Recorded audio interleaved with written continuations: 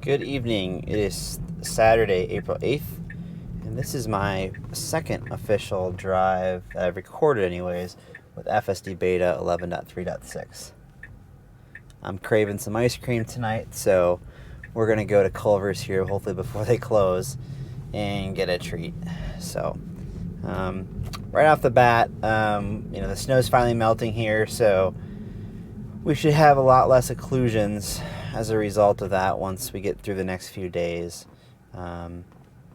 This intersection here we continue to overly hesitate towards. Not so bad from that direction, but from the other direction we do quite a bit. I think it's mostly because of the hill to our right back there that causes us issues. But so far my initial impressions with 11.3.6 have been, I would say overall positive. I don't think this is a step backwards from 11.3.4, at least too dramatically. I saw one possible area one but I want to see how it shakes out. I'm going to retest that area to see if that behavior is consistent. But otherwise, I've recognized at least one or two improvements so far. One for sure, two maybe. You have to retest that as well. So, but no showstoppers or anything like that so far that I can see. A little bit of right to left behavior with that turn there. And then again, I have to change the speed. This is something that I'll continue to intervene with. So let's see if it stays to the left of this fork here. All right, so it does do the right thing.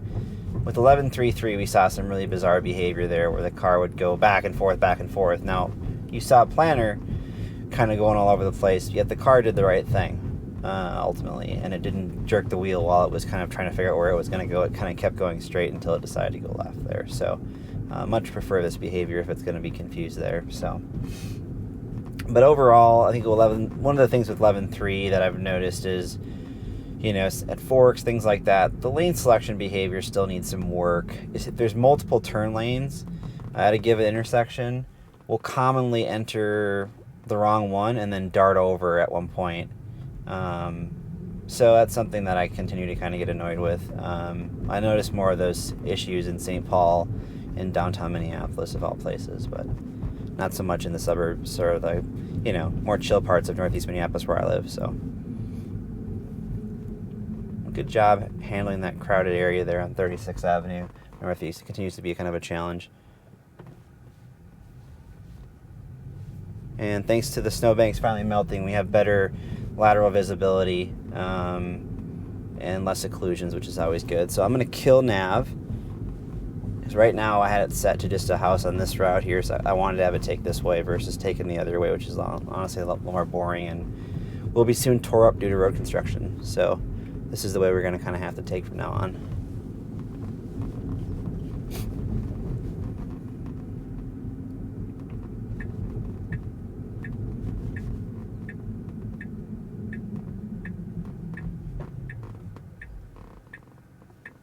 All right, so we're partially occluded on our left because of a parked vehicle in a driveway.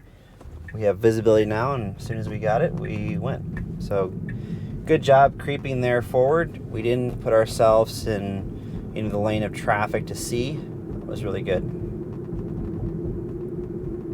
All right, so we're on Stinson Boulevard now. We'll be taking a right on 37th Avenue Northeast here, which will take until we get to Silver Lake Road. We're going to have a little tight of a turn here because of the semi. Let's see how we do here. We're going to have to hold the wheel tight.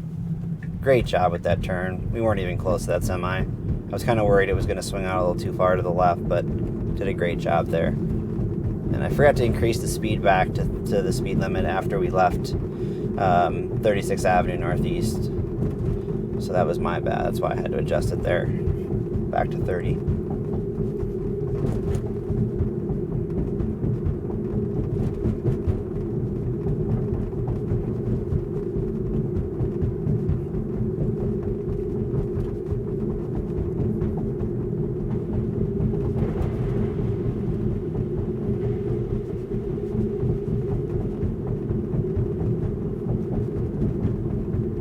All right, so this is Silver Lake Road up here. We'll be hanging a left on this one here. This is an unprotected left turn, so we might have traffic oncoming here, and there's a little bit of a hill here.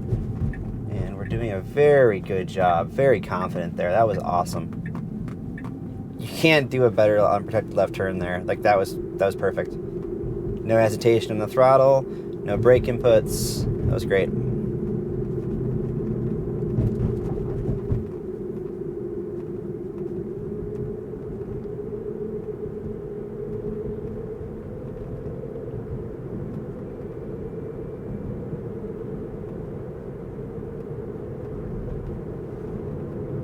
All right, we're almost to Culvers here. This is a really short trip, so I'll be recording both, the first part of the route and then the return trip as well.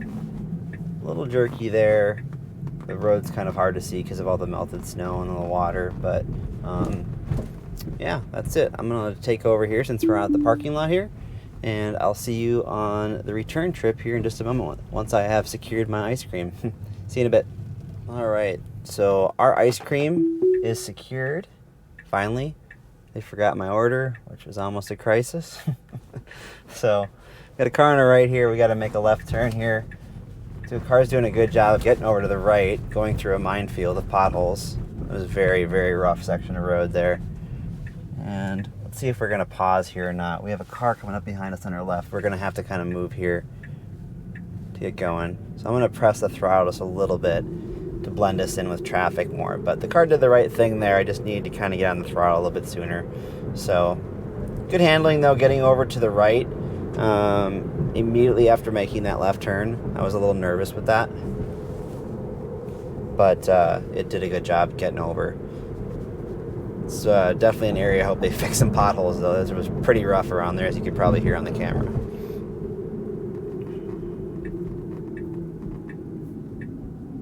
Very smooth deceleration here.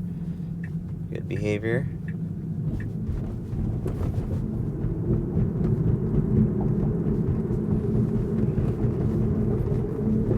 And if you saw the first part of this video, you're going to recognize this route. It's the exact same route, just in reverse. Since it's so short, I figured I'd show you both sides of it. There'll be some differences, especially at one of the two-way stops that we'll encounter. When we come from this direction, it usually hesitates a bit more at.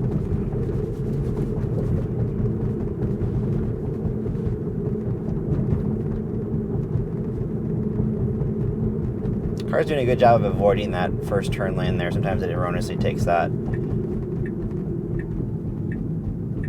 Nice job decelerating there.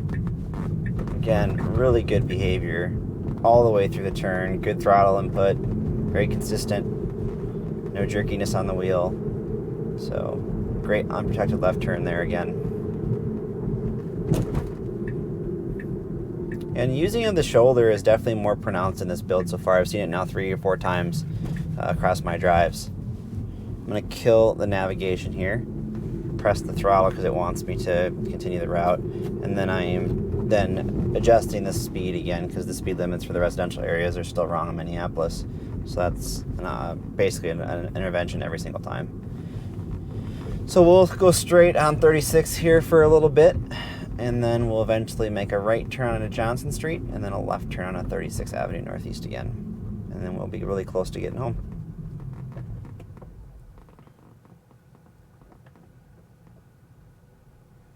Slowly creeping out here. There's a couple of trees occluding our vision on the right, so the car does a safe job there. Humans sometimes get annoyed by us going so slowly through that section, but honestly, that's the right move.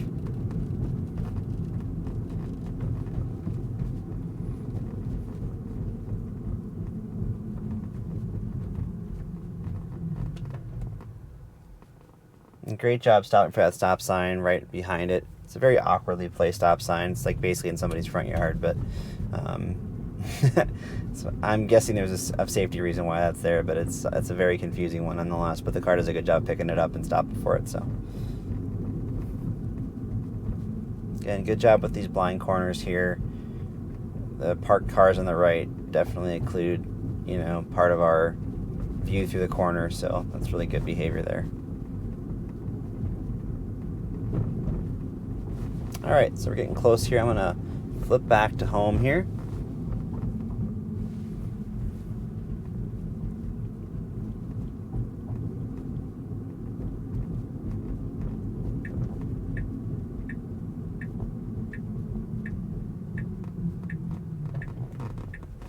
All right, a little bit of abrupt stop there.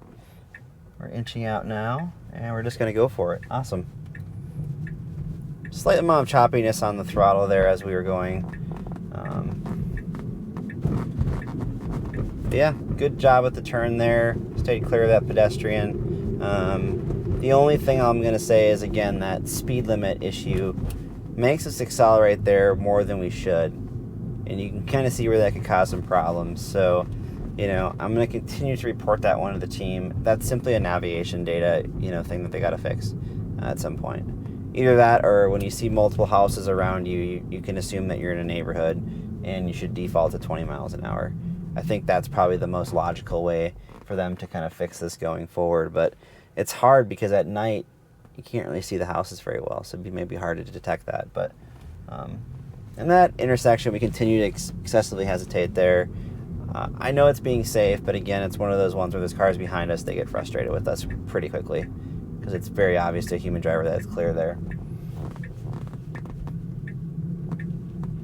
All right. Pretty straightforward drive. I know it was short and sweet, but yeah, we made it both there and back without any disengagements. So good job overall for 11.3.6. So I'll see you in the next one. Thanks again for watching.